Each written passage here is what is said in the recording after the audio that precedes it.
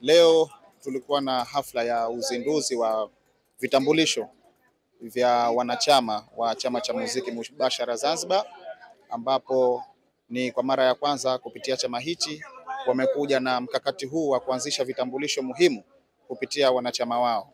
Na katika miongoni mwa hafla hii tumeelekezana, lakini pia tumewapatia maelekezo kuhusiana na umuhimu wa kuwa na vitambulisho hivi kama wasanii kupitia vyama vyao. Kwanza itakwenda kujenga ile heshima, itakwenda kujenga nidhamu, lakini pia itakwenda kujenga ile status ya pale ambapo wanaenda kufanya zile kazi zao za sanaa katika mahali mbalimbali wanapoalikwa kwa ajili ya kufanya zile shughuli zao. Lakini pia tumewataka uongozi kuona wanatengeneza mashirikiano mazuri na kuweza kuimarisha vyama vyao. Tumeona kwenye vyama kuna changamoto nyingi ambapo tunapata na malalamiko kupitia wanachama.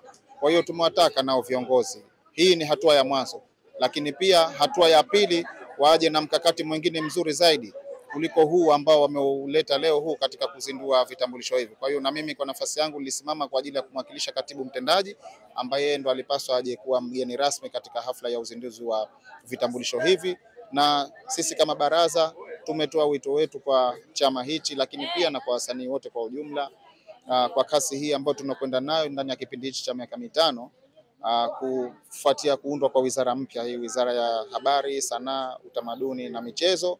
Tayari kama baraza tayari tuna wizara kupitia masuala ya sanaa, na tumejipanga kwamba tumeelekeza wasanii wetu kwamba wawe wavumilivu, wawe mstari wa mbele, waiunge serikali yao, lakini pia waliunge baraza lao ambalo ndio sehemu yao au kituo chao kwa ajili ya kutatua zile changamoto zao na malalamiko yao. Kwa hiyo tumwambia wawe na subra, mikakati mizuri inakuja chini ya uongozi wa Mheshimiwa Rais wa Zanzibar na mwenyekiti wa Baraza la Mapinduzi Dr. Hussein Ali Mwinyi, pia kupitia mwakilishi wake ambaye ni Waziri wa Habari, Sanaa, Utamaduni na Michezo Mheshimiwa Riziki Pembe Juma, pamoja na wasaidizi wake akiwemo naibu waziri.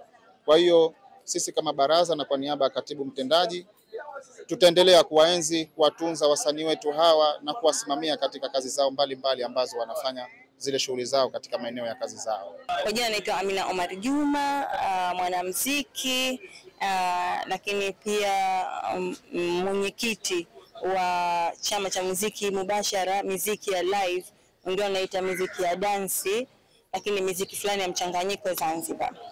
Leo hii tarehe 5 mwezi wa 12 ilikuwa ni siku ya kihistoria kwetu, siku adhimu kwetu, kwa sababu kwa mara ya kwanza tumekwenda kuzindua vitambulisho vya chama kwa wanachama au kwa wanamuziki wa muziki ya live band Zanzibar.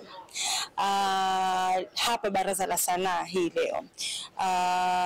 Kwa niaba ya katibu mtendaji wa Baraza la Sanaa, mrajisi ametuzindulia rasmi na amevikabidhi kwa baadhi ya wanachama, na kikweli hii ni hatua muhimu sana, si kwa mwanamuziki tu Zanzibar, lakini pia kwa sanaa nzima Zanzibar, kwa sababu dunia sasa hivi ni dunia ya professionalism na uthibitisho wa professionalism. Wewe ni nani? Kwa hiyo wewe ni nani lazima utoe uthibitisho.